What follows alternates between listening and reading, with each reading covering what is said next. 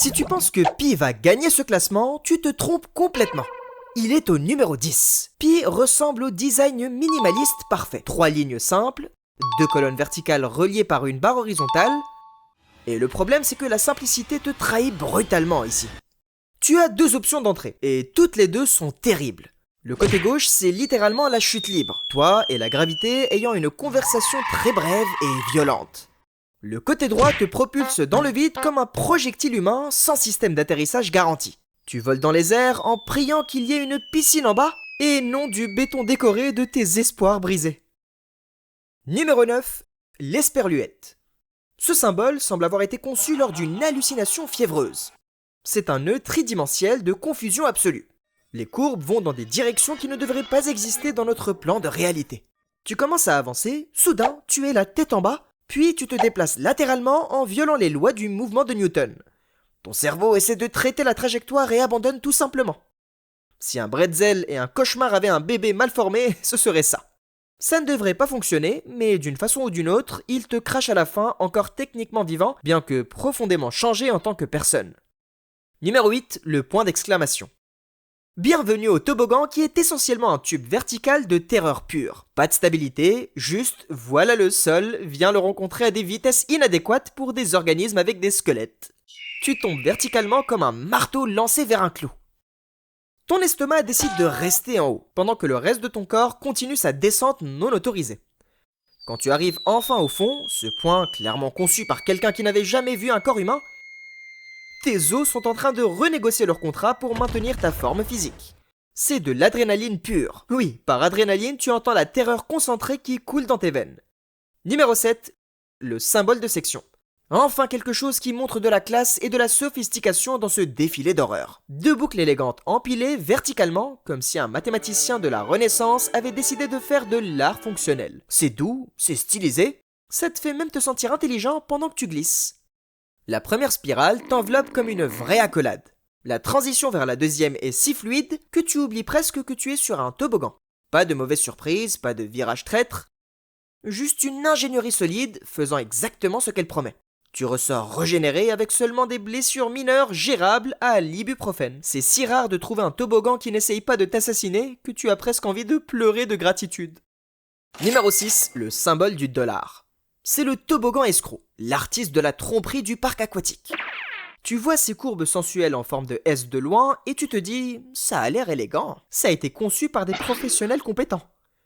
Comme tu es naïf de croire que les apparences reflètent la réalité. Ce que tu ne peux pas voir, c'est ce poteau vertical brutal qui traverse tout le centre comme une épée médiévale attendant de ruiner ta journée et peut-être ta capacité à avoir une descendance. Les courbes t'accélèrent magnifiquement bien pendant que tu te dis « c'est incroyable, je vais recommander ça à tout le monde ». Et juste à ce moment de bonheur maximal, bram, impact frontal avec la réalité métallique à vitesse terminale. Ça te frappe si fort que tes arrière-petits-enfants vont ressentir cet impact. L'ironie que ça s'appelle le symbole du dollar est parfaite parce que après, tu vas avoir besoin de beaucoup d'argent pour des chirurgies reconstructrices. Numéro 5, le hashtag. Ce design, c'est ce qui arrive quand tu donnes à quelqu'un qui déteste l'humanité un budget illimité et zéro supervision de sécurité. C'est une grille de torture médiévale mise à jour pour l'ère des réseaux sociaux. Tu regardes ce motif et tu vois des options, mais tous ces chemins finissent par une douleur documentée photographiquement. Tu peux essayer les couloirs horizontaux jusqu'à ce que les barres perpendiculaires te frappent comme une piñata humaine. Ou tu prends les routes verticales où tu utilises ta peau comme du papier de verre contre le métal. Chaque centimètre a été conçu avec la question « Comment peut-on rendre ça encore plus douloureux ?» Si tu survis, tu auras des cicatrices intéressantes à expliquer pour le reste de ta vie. Numéro 4. Le signe égal. Enfin, la démocratie en forme de toboggan. 2 barres parallèles parfaites offrant des expériences identiques. Pas de piège caché, juste de l'honnêteté structurelle. Mais le vrai génie, c'est l'aspect social. Tu peux amener un compagnon de trauma. Toi, tu prends une barre, ton ami prend l'autre, et vous vous lancez tous les deux simultanément. C'est de la compétition pure sans avantage injuste. Il y a quelque chose de beau à savoir. Si tu vas finir aux urgences, eh bien ton meilleur ami sera sur le brancard à côté, partageant exactement le même niveau de douleur. C'est l'égalité atteinte par la souffrance mutuelle. Numéro 3, l'arrobase. Ce toboggan récompense l'intelligence et punit la stupidité sans pitié. Il y a plusieurs points d'entrée, et un seul ne résulte pas en tragédie absolue. La pire décision est de sauter depuis le sommet comme un super-héros sans super-pouvoir. Tu tombes vers l'abîme sombre où t'attendent des résultats définitivement désagréables. Le bon coup, c'est de t'infiltrer dans cette zone centrale en forme de A minuscule. De là, tu évites le centre qui est un puits de désespoir sans retour. À la place, tu prends la route gauche qui te guide à travers un toboggan inversé bien conçu qui t'emmène élégamment et te dépose à la sortie comme une cargaison précieuse. C'est la bonne option si tu tiens à ton squelette dans sa configuration originale. Numéro 2, le point d'interrogation. Ce toboggan, c'est la guerre psychologique déguisée en divertissement familial. Il te tue pas physiquement, il te détruit mentalement de façon que la thérapie ne peut pas réparer. Ça commence par ce crochet supérieur séducteur qui t'appelle comme une sirène mythologique. Le crochet promet de la magie, le crochet ment professionnellement. Tu glisses avec confiance et puis la physique décide de t'abandonner complètement. Tu tombes dans une spirale qui tourne si violemment que ton sens de l'orientation abandonne. Le haut et le bas perdent tout sens. Tu commences à avoir des pensées philosophiques involontaires pendant que tu tombes vers ce point menaçant à la fin. Ce point est une loterie cosmique complètement aléatoire. Ça pourrait être doux comme un nuage ou dur comme du diamant industriel. Il n'y a aucun moyen de le savoir jusqu'à ce que ton corps fasse contact à des vitesses que la science considère extrêmement déconseillées. C'est de l'incertitude pure jusqu'au moment final de l'impact. Numéro 1, l'infini.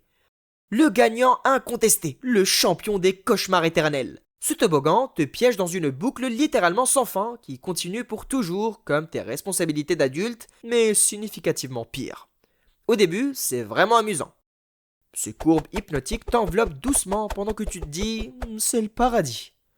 Mais après le 3e tour, la réalité s'installe.